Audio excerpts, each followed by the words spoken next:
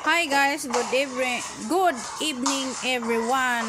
For today's video, naglimpyo ko dire sa kadaiyang room, no.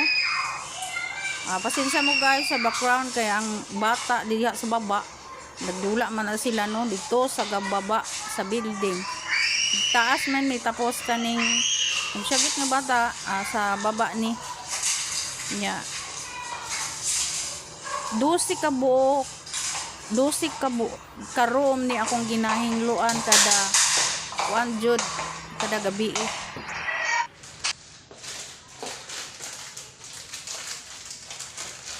Mga unta ninyo biskwit guys.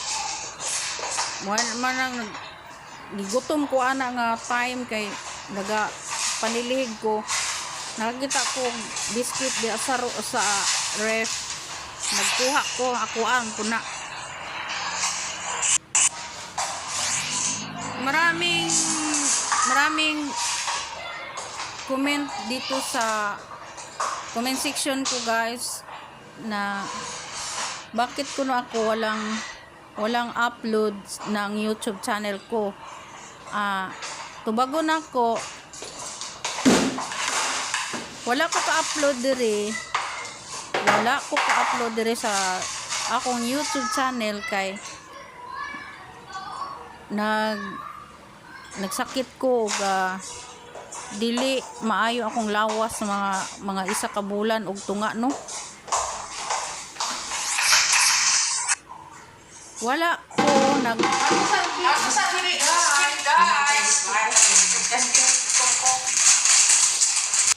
usa pa guys, gamay ram no ako ang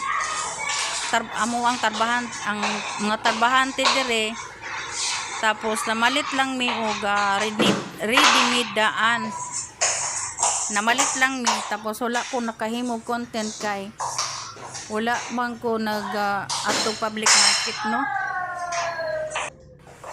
Concentrate jud ko ani pag trabaho guys kay alas 7 media na. Igo po ko ani mahuman og panilhig ato sa ako ang room mga alas 9 or alas 10.